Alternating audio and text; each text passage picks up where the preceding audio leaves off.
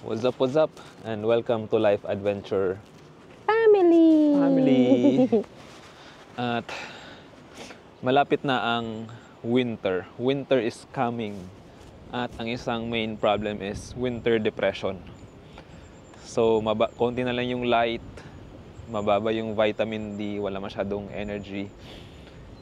Tayo, at totoo talaga siya, winter depression is real. So, pag-uusapan natin kung paano solusyonan, kung ano yung mga ways na ginagawa namin para hindi umabot sa ganun. Dahil na-experience na yun namin dati. Nandito tayo ngayon sa Buttermere, sa Lake District. Napakagandang lugar. At yun ang pag-uusapan natin. Habang kumakain si Miles. Yes.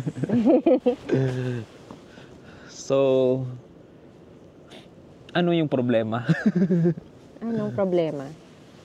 Marami. Hindi.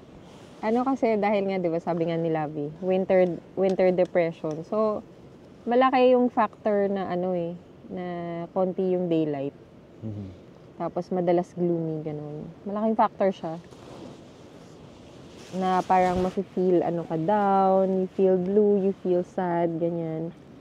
Pero ibang usapan na kasi kapag parang masyado ka nang nahulog dun sa black hole eh. Alam mo yun? Ibang usapan na siya pag parang nagsa-start ka nang maka-feel ng parang ayaw mo nang mag-participate in life. Parang ganun. Parang ayaw mo nang bumangon, ayaw mo na wala kang energy, na parang hindi mo na ma-explain, na parang kahit na pinupush mo na yung sarili mo to show up. Yeah. May feeling na parang ayaw mo, ganun. Parang yung nangyari sa kanya dati, di ba? Oo. So, kung naririnig niyo yung term na self-neglect, yun. So, kaya ko to nasasabi kasi na-experience ko siya mismo. So, ang nangyari kasi sa akin before, pumunta ako dito sa UK, 6 years, almost 7 years ago na. Wow! Hindi kami magkasama ni Lavi. Kasi nauna ako. Tapos,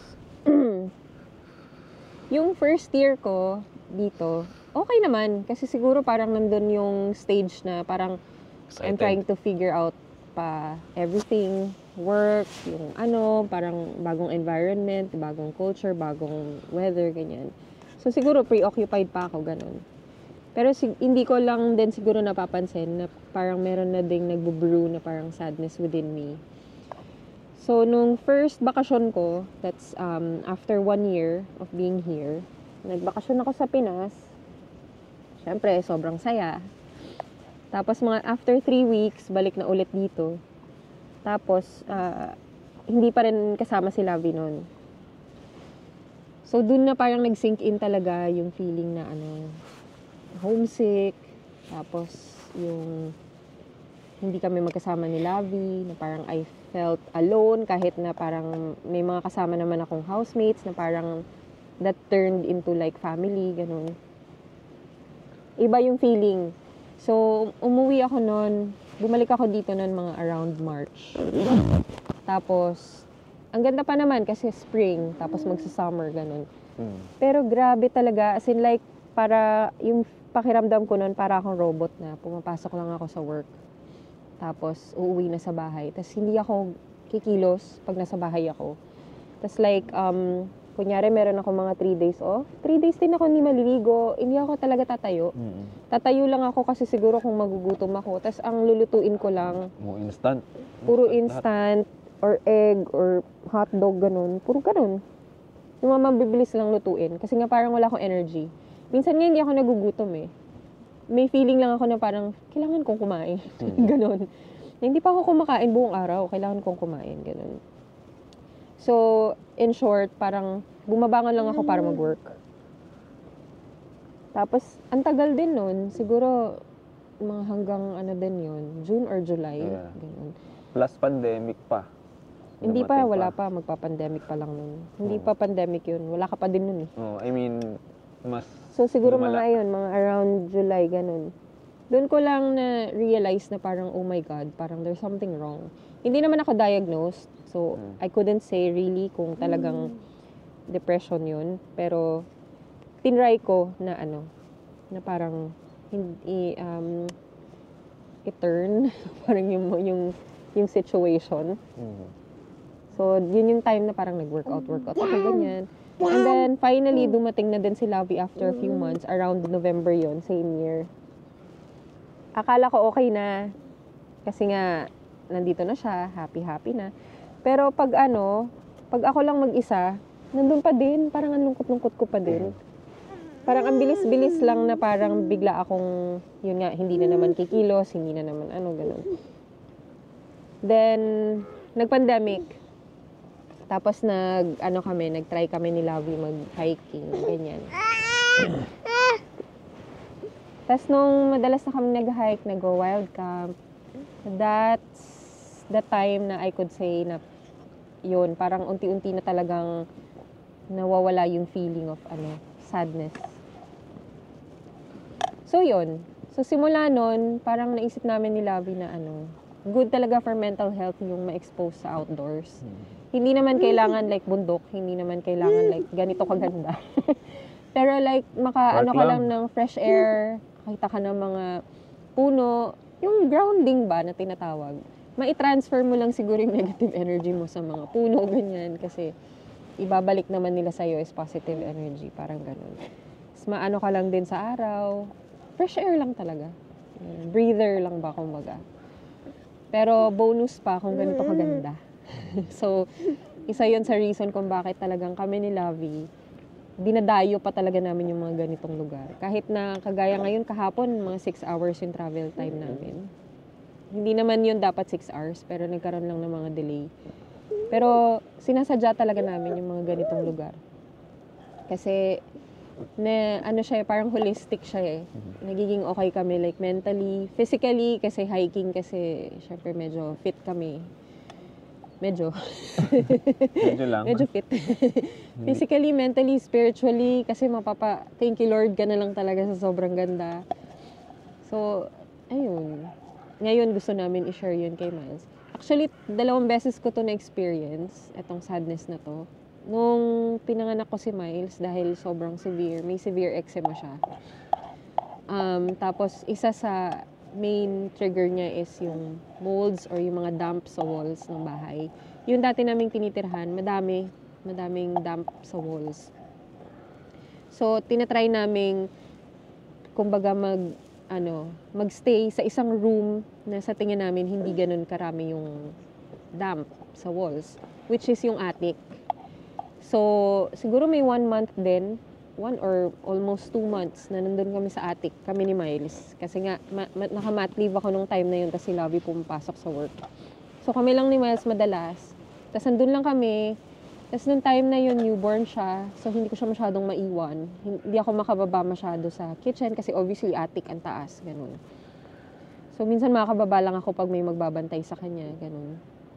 Dahil nga ayaw namin siya ma-expose further dun sa mga kwarto na may mga molds. Ang tagal naming nandun, tas ang liit lang ng bintana. Tapos naalala ko parang sobrang parang yun yung darkest stage ng buhay ko na nandyan si Miles. nung time na nandyan si Miles, tapos yun. Kasi parang before that, okay naman kami nung nasa sala kami. Tapos madali lang din kaming nakakalabas for a walk.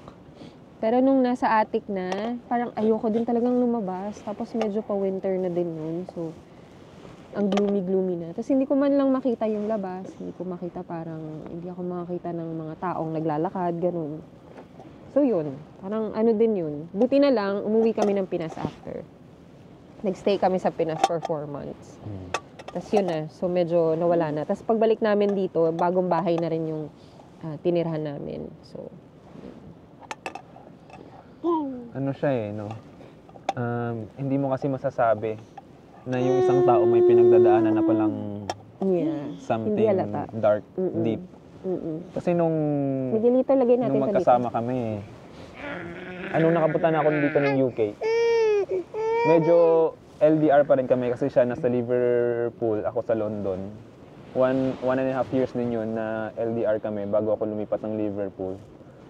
Masaya kami, masaya ako. Yung tingin ko sa kanya, masaya. Nung magkasama kami. Pag pupunta ako sa Liverpool o kapag pupunta siya sa London, walang problem. Yeah, as usual, yung mood. Pero pag mag-isa na lang pala siya, may ganun pala siyang nararamdaman. Like, babalik ako sa Liverpool. Parang, ang gagawin ko lang is pumasok sa work. Tapos hintayin ko na ulit yung hintayin ko na ulit yung off para makabalik na naman ako ulit sa London, ganun. Tapos yun nga, hindi mo alam eh.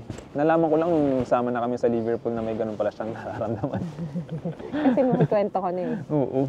Pero nung time na yun, akala mo wala. So, ayun nga, hindi mo nga masasabi sa isang tao kung ano yung pinagdadaanan niya.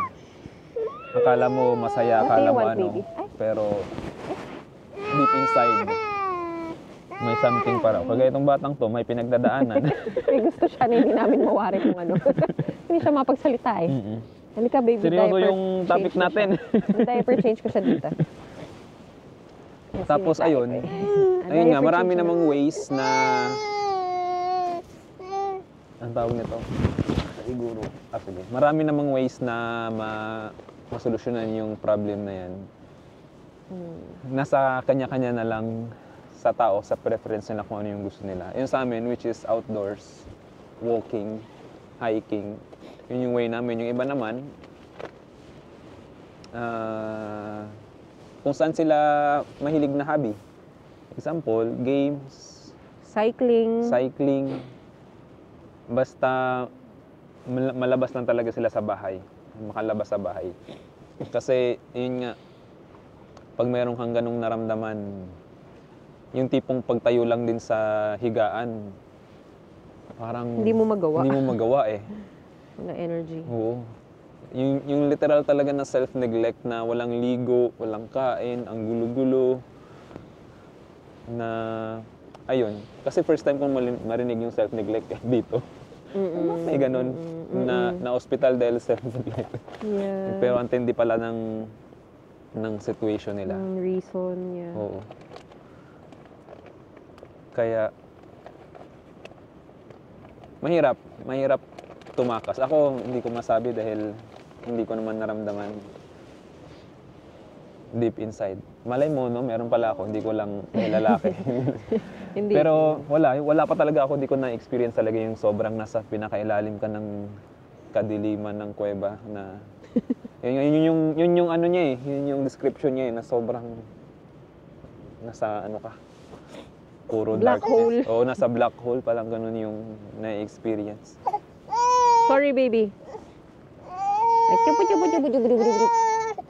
malamig. Sorry po, nagalit. Yung iba, syempre, may mga helpline naman dito na pwede ding tumawag para may labas mo lang yung... Nandyan din kasi yung denial. Oo, may labas mo lang yung nararamdaman mo. Hindi mo... Hindi naman sa dine-deny mo, pero like hindi mo ma-figure out. Parang, ito na ba yun? Diba? Yeah. Hindi mo masabi. So, sa tingin namin parang ang tawag dito, pag parang meron kang feeling na ganun, I think it's best to seek professional help. Kasi sila lang yung makakapagsabi kung ano nga ba talaga yung pinagdadaanan mo. Hindi naman kami professional, pero... Yeah. Ako hindi ko rin masabi kung yung pinagdaanan ko ba na yun is kung kailangan proper, ba yun? na ba talaga yun. Kasi parang, I was able to get out, parang to escape from it na without any help or any medication Kumbaga, sarili ko lang, ang dami ko lang mga research, ang dami kong mga libro na binasa. Parang ganun. Yung mga self-help books, ganun. Tapos nag-decide ka na lang talaga na gawin tong isang bagay na to, no? Yeah. Siguro, ang ginawa mo talaga is gumalaw ka, nag-move ka, na meaning yung, number one, nag-exercise ka, no? Tas yung diet, binago Meron na akong rin yung ginawa diet. yung 100 Days to Better. Parang everyday may ginagawa akong step to change my habits. Parang ganun. Kasi at that time, ang iniisip ko lang mga bad habits lang siya. Na parang, ultimo yung diet ko, yung pangit Parang ganun. So, feeling ko bad habits lang yun na kailangan kong baguhin nung time na yun. So, yun yung ginawa ko. Parang nag 100 days to better. Na every day, as in like every single day, meron akong isang habit na babaguhin or i-add sa ano ko, parang everyday life ko. Parang ganun. Naging part doon yung meditation, yoga, workout, tapos pagkain nga ng mga greens, pag-add ng veggies sa diet. Ganun, yun yung mga ano. Even pagpe-pray, pag-read ng book, naging part siya ng 100 days to better na yun. Yun. Even pag, ano, yung pagiging medyo minimalist, part din siya. Na parang kasi nga, yung a cluttered space is a sign of a cluttered mind, parang ganun. So parang you can think clearly kapag yung space mo is organized, ganun. Yun. Dami. Madami siya. Pero ginawa mo siya. Nasa Instagram ko yun. Oo, unti-unti. Pero buti nga meron ka pang lakas na gano'n kasi yung iba talaga na sobrang napakalalim na nila ng balon. Oo. Mahirap na din talagang kumilos. Kaya maganda talaga professional. Yun yung sinasabi ko. Na, kaya parang hindi ko alam like kung proper depression na ba yun. Kasi nga, I managed to escape from it Oo. Parang ganun. Na parang ano lang determination lang, parang ganun. So, pero feeling ko nga, it's best nga talaga to seek medical professional advice or help. Kaya maganda, maiwasan yung mapunta ka dun sa part na ang hirap ng umalis na hindi mo na talaga kayang makaalis dun. Which is, yung isang way is, pakikipag-usap sa ibang tao. I mean, sa housemates, sa co-workmates, na mailabas mo lang yung nararamdaman mo. Diba, minsan, makapag-rant ka lang. O makapag-rant yun. I-rant mo lahat ang gusto mong i-rant sa trabaho, sa buhay, sa love life. I-rant mo lang. Para kasi, di ba, minsan pag pangit yung shift mo, tas nakwento mo lahat ng mga nangyari sa shift mo. Wala na Wala na. Kaysa sa maipon lang siya ng maipon, everyday na nangyari maipon, parang yung heavy load na babawasan, yung burden, parang na-offload, parang ganun. Kaya nung nasa London ako, 4 kami magka-housemate, ganun yung namin dahil bago pa lang. Lahat ng mga problema sa duty, kinikwento, tas yun lang, tapos na, wala na. Hindi maipon, kaysa sa hindi mo siya nalalabas. Tapos naiipon siya. Naiipon siya. Parang next thing you know, parang siya, gabundok na siya ng problema at hinanakit. Nahirap ng mahirap ng i-offload. Kaya maganda din yung platform ng Facebook group malabas mo na. Kasi minsan kung solo ka lang, nasa flat ka lang, wala kang kausap or hindi mo malabas. Magandang platform din yun na yung madaming, kaya maganda yun yung open na malalabas mo yung kahit anonymous yung post mo. Totoo. Malaking tulong yun. Yung mga problema nila na nailalabas. Kahit sa anong way, hindi lang sa pagsasalita, kundi kahit sa written or video. Kaya yun yung isa. Pangalawa, sleep, which is napaka-importante niya. Kahit ngayon medyo kami dahil may toddler, pero maganda yung tulog. Kasi pag maganda yung tulog mo, hindi ka irritable. What an explanation. Ano naman yung self-explanatory naman yung tulog. Oo nga Pero kasi hindi mo masabi. Like, iba talagang may struggle sila sa sleep. Oo. Na hindi nila din explain. Diba? Tapos pag mga ilang araw ka nang walang tulog, mas magiging pangit yung decision making mo. Lightheaded ka. Oo, tapos na mag-end up ka sa basta, sobrang ayaw ko na ituloy. Na kumbaga parang, iba sa yung decision making is affected. So parang may possibility na parang ka na, commit ka ng error and whatever you do. Ganun. Yeah. Even kami lang alam mo yung mga nakakatawang mga anong tawag dito, instance na, for example, maliligo ka, ganyan. Sobrang lumilipad yung utak mo, wala ka sa tamang disposition. Minsan lalabas ka na lang, parang nag-shampoo ba ako? Mga ganon. Yung mga ganon. Tapos, magpapalit ka ng damit, ganyan. Yung pala, yung lumang panty yung sinuot mo, yung bago yung inano mo dun sa laundry. Yeah. Grabe yung Ganun. brain fog, lalo ng mga weeks old pa lang si Miles. Grabe Brain talaga. fog. Ako nga, kahapon medyo matino na yung matino-tino na yung tulog ko, yung face na to, Lately. yung lately. Kahapon, alam kong sarado yung grocery, lumabas pa rin ako. Tapos na-realize ko pag 2 minutes na lang ako dun sa grocery, oh my God, Sunday pala ngayon, maaga pala, sarado pala. At alam niya. At alam ko, bago lumabas ng bahay, mga 5 minutes na yung pagitan ng Sarado ending. yun. Lumabas ako. Lumabas Sarado pa rin. pala. Weird. Tsaka ano din yun, minsan nag-aaway din kami pag yun nga, unang tulog, Yeah. yung isa sa amin. Kasi syempre, medyo mainit yung ulo, ganun. Next, vitamin D. Dahil yun nga yung problema, wala masyadong sunlight. Hindi masyadong nagpo-produce yung katawan mo ng vitamin D. Kaya pag winter season, umiinom din kami talaga ng ng supplement ng vitamin D. Yung ilang units? Vitamin 20,000? D3? Hindi Wala, nakalimutan ko na. Ilang units. Basta yung Dami mataas ko na kasi. mataas na units na vitamin yung tinitake namin. Ay, sorry. Sorry, bakit mo ako sinisipa? So, to summarize, ano yung summary? Ano? Basta yun nga. Kung sa tingin mo, like, hindi mo na din talaga ma-explain, ginawa mo ng lahat, as in like, nakikipag-kwentuhan ka naman or parang nag-vent out ka naman ng nararamdaman mo, pero still, nandyan pa rin siya, yung bigat, nandyan pa rin. Tapos parang hindi mo na ma-explain na kahit ikaw tinutulungan mo na yung sarili mo, hindi mo pa rin, parang hindi ka pa rin makaalis dun sa ganong situation. Ano na talaga, seek professional help. Kasi walang ibang makakasagot niyan. Not even you, not even your closest friend.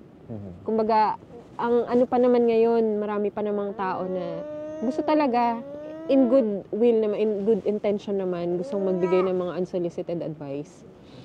So, minsan nakikinig tayo sa ganun eh. Pero, hindi natin na-realize na, like, hindi naman sila expert sa ganung bagay. So, parang minsan based on their experience lang din, ganun. So, better pa din na mag-seek tayo na parang yung advice from someone na talagang, like, pinag-aralan talaga tong yung field na yan, di ba? Para at least, yung advice din na makukuha natin is tama, accurate, ganun. Ang maganda naman, dahil nasa UK tayo, maraming services na ganyan. Di ba? So, ayun. Malalampasan natin to.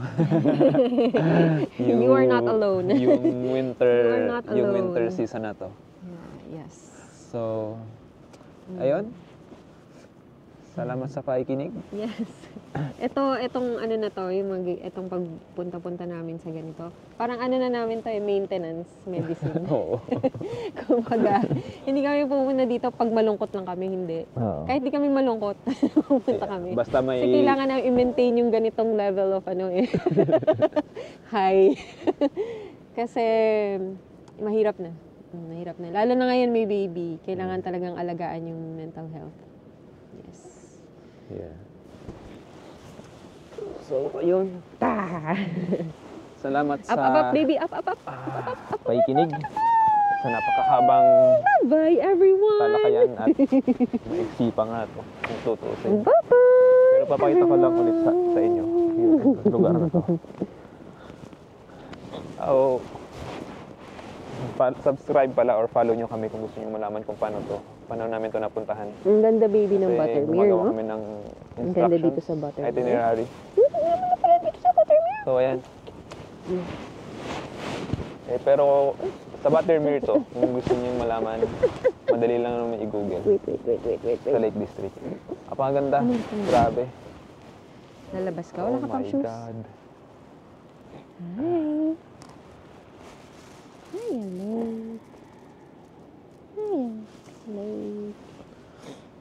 To the person over there, kabilang side. So yun, ito yung isang way namin. Outdoor Blow a kiss. adventure.